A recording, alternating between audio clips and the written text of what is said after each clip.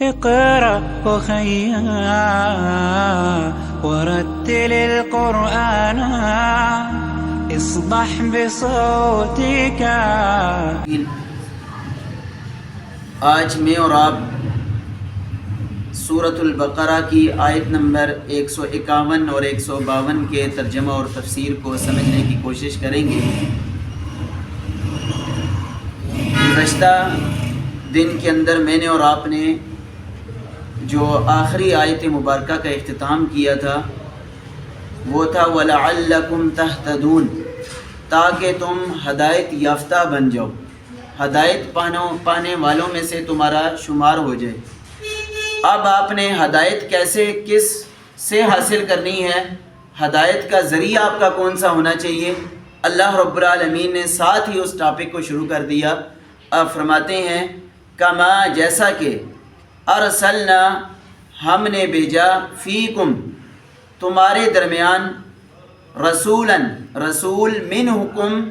تم ہی میں سے، یتلو، وہ تلاوت کرتا ہے، علیکم، تم پر، آیاتنا، ہماری آیتوں کو، ویزکیکم، اور وہ پھر تمہارا تزکیہ نفس کرتا ہے، ویعلمکم الکتاب، اور وہ تمہیں سکھاتا ہے کتاب، والحکمت، اور حکمت، ویعلمکم، اور وہ پیغمبر تمہیں وہ کچھ سکھاتا ہے، ما لم تکونوا، نہیں ہو تم، تعلمون، جس کا علم رکھنے والے، یا جس کا تم کو علم نہیں ہے وہ پیغمبر تمہیں وہ کچھ بھی تمہارے علم کے اندر لے کر آتا ہے ان چیزوں کو. تو ان آیات مبارکہ کے اندر، اگلی آیت مبارکہ کے اندر اللہ رب العالمین فرماتے ہیں فَاذْكُرُونِی، بس تم میرا ذکر کرو، مجھے یاد کرو، اذکرکم، میں تمہیں یاد کروں گا، واشکروا لی، اور میرا شکر ادا کرو، ولا تکفرون، اور میری ناشکری نہ کرو. ان آیات مبارکہ کے اندر اللہ رب العالمین نے گزشتہ جو مضمون تھا وہ تحویل قبلہ کا تھا، اور ساتھ ہی اب اللہ رب العالمین نے اہل ایمان کو کچھ بنیادی اصول ان آیات مبارکہ کے اندر بتلا دیے، جن بنیادی اصولوں کو اہل ایمان اپنا کر یہودیوں سے، کفار سے، مشرکین سے، منافقوں سے ان کے اعتراضات کا مقابلہ کر سکتے ہیں. اور اللہ رب العالمین نے یہ جو آیات مبارکہ کا آغاز ہو چکا ہے، ان آیات مبارکہ کے اندر کچھ بنیادی اصول بیان کیے ہیں اہل ایمان کے لیے، تاکہ وہ جو ہے اہل کفر سے، یہودیوں اور عیسائیوں سے ان کے اعتراض کا جواب بآسانی طرح دے سکے، اور جو وہ بھی اعتراض کرتے ہیں ان کا حل کیا ہے. تو اللہ رب العالمین نے پہلا حل، بنیادی جو اصول بیان فرمایا وہ ہے انبیاء کرام کی تعلیمات کے اوپر ان کی اتباع کرنا، انبیاء کرام کی بات کو سرخم تسلیم کرنا. جیسا کہ اللہ رب العالمین نے اس آیت مبارکہ کے اندر فرمایا کہ ہم نے تمہارے درمیان رسول مبعوث کیا ہے، وہ تمہیں اللہ کی کتاب کی آیات مبارکہ پڑھ کے سناتا ہے، پھر تمہارا تزکیہ نفس بھی کرتا ہے، اور وہ تمہیں وہ چیزیں سکھاتا ہے جن کا تمہیں علم نہیں ہے. تو اس آیت مبارکہ کے اندر اللہ رب العالمین نے انبیاء علیہ السلام کی جو بنیادی مقاصد ہیں ان کو بھی بیان فرمایا ہے کہ ایک نبی کس لیے مبعوث کیا جاتا ہے. سب سے پہلے وہ اپنی قوم کو اللہ رب العالمین کی آیات مبارکہ کے بارے میں آگاہ کرتا ہے، اور آیات مبارکہ کو ان کے اوپر پڑھ کے تلاوت کرتا ہے،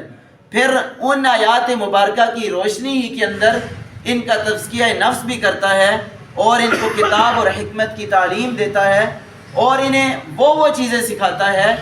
جن کا ان کو علم نہیں ہے. تو اس آیت مبارکہ کے اندر جو لفظ کتاب استعمال ہوا ہے، اس کے اندر مفسرین کرام لکھتے ہیں کہ اس سے مراد قرآن مجید ہے، یہی کلام پاک ہے. والحکمت، اور حکمت سے مراد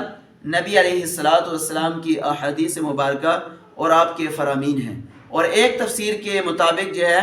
کتاب سے مراد قرآن اور حدیث ہے، اور حکمت سے مراد یہ ہے کہ ان قرآن اور حدیث کے اندر جو باتیں ذکر ہیں، جو تعلیمات دی گئی ہیں اہل ایمان کو، ان کے اندر جو حکمتیں ہیں وہ نبی ساتھ بتلاتا ہے. یہ بھی ایک تفسیر کی گئی ہے تو اس کے ساتھ ہی اگلے آیت مبارکہ کے اندر اللہ رب العالمین نے دوسرا بنیادی اصول اہل ایمان کو دیا ہے کہ اللہ کا ذکر، اللہ کے ذکر سے ہر وقت تمہاری زبان تر ہونی چاہیے۔ اور اگر میں اور آپ سلف صالحین کا، ان کی سیرت کا مطالعہ کریں تو ان کے بارے میں آتا ہے کہ وہ جب بیت الخلاء کے اندر جایا کرتے تھے تو اپنی زبان کو پکڑ کر جایا کرتے تھے، اتنے وہ اپنی زبان کو صبح و شام اللہ کے ذکر سے تر رکھا کرتے تھے، حتیٰ کہ جو ہے ان کو شک اور یہ گمان ہوا کرتا تھا کہ کہیں ایسا نہ ہو کہ ہماری زبان جس روانگی سے چل رہی ہے ہم بیت الخلاء کے اندر ہوں اور ہماری زبان اللہ کا ذکر کر رہی ہے۔ تو اس لیے جب وہ بیت الخلاء کے اندر جایا کرتے تھے تو اپنی زبانوں کو پکڑ لیا کرتے تھے، پکڑ کر روک لیا کرتے تھے، اتنا کثرت کے ساتھ اللہ رب العالمین کا ذکر کیا کرتے تھے۔ اور ویسے بھی نبی علیہ السلام کی بھی تعلیم یہی ہے کہ مومن کی یہ نشانی اور علامت ہے کہ وہ اپنی زبان کو اللہ کے ذکر سے تر رکھتا ہے ہمیشہ، اور رکھنا بھی چاہیے، کیونکہ اللہ رب العالمین فرماتے ہیں کہ جب تم مجھے یاد کرو گے تو اذکرکم، میں تمہیں یاد رکھوں گا، میں تمہیں یاد کروں گا۔ اور وہ اللہ رب العالمین کا یاد کرنا کیسا ہے کہ جو تمہارے معمولات ہیں، تمہارے معاملات ہیں، تمہاری زندگی بھی جو ہے بن جائے گی، کامیابیاں تمہاری اس دنیا کے اندر بھی کامیابیاں تمہارا مقدر بن جائیں گی، اور آخرت کے اندر بھی اللہ رب العالمین جنت کی صورت کے اندر تمہیں کامیاب فرما دے گا۔ تو یہ ہے اللہ رب العالمین نے ان آیات مبارکہ کے اندر دو بنیادی اصول، ایک تو انبیاء علیہ السلام کی تعلیمات کی اتباع، اور دوسرا اللہ رب العالمین کا ذکر۔ جب ذکر کریں گے تو اللہ رب العالمین نے اہل ایمان کو یہ بنیادی اصول دیے ہیں کہ اگر تم ان بنیادی اصولوں کو اپناؤ گے تو پھر جو تمہارے مقابلے کے اندر آئے گا وہ کبھی بھی تمہارا مقابلہ نہیں کر پائے گا۔ اللہ رب العالمین سے دعا ہے کہ اللہ رب العالمین مجھے اور آپ کو ان آیات مبارکہ کے اوپر عمل کرنے کی توفیق عطا فرمائے۔ جزاک اللہ۔ اس کے بعد ہماری حدیث مبارکہ کا درس ہے، تو آج نیا ٹاپک ہمارا شروع ہو گیا ہے کہ باب ازالت النجاستی، کہ نجاست کو دور کرنے کا بیان، اگر کوئی چیز نجس ہے اس کو کیسے آپ نے دور کرنا ہے، وہ بیانیہا، اور اس سے متعلقہ جتنا بھی بیان ہے وہ اس باب کے اندر نقل کیا جائے گا۔ تو سب سے پہلے سیدنا انس بن مالک رضی اللہ تعالیٰ عنہ اس حدیث مبارکہ کے راوی ہیں، جن کا پہلے تعارف گزر چکا ہے۔ وہ فرماتے ہیں سئل رسول اللہ صلی اللہ علیہ وسلم، رسول اللہ صلی اللہ علیہ وسلم سے سوال کیا گیا عن الخمر، شراب کے بارے میں،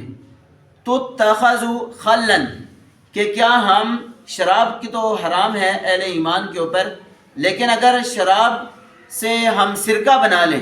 تو کیا ہمارے لیے جائز ہے؟ تو آپ صلی اللہ علیہ وسلم نے فرمایا، قال، آپ نے فرمایا، لا، یہ تمہارے لیے جائز نہیں ہے کہ تم شراب ہو اور شراب سے پھر تم سرکہ بنا لو۔ تو یہ اس حدیث مبارکہ کو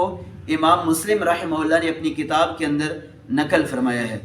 تو اصل کے اندر یہ مکمل حدیث سنن ابی داود کے اندر موجود ہے کہ سیدنا ابو طلحہ رضی اللہ تعالیٰ عنہ جب شراب کی حرمت آئی اہل ایمان کے درمیان، تو ان کے پاس کچھ یتیم بچوں کی شراب موجود تھی جو پہلے سے موجود تھی، تو انہوں نے فوراً کہا کہ یہ تو اگر اتنی زیادہ شراب ہے کہ اگر ہم نے اس کو انڈیل دیا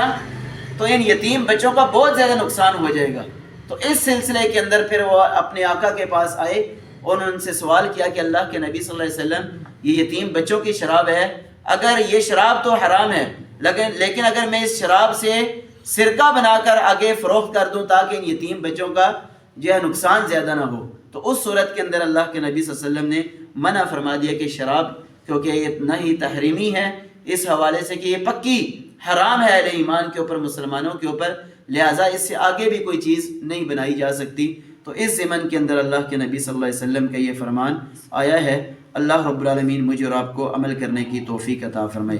آمین۔ وآخر دعوانا ان الحمد للہ رب العالمین۔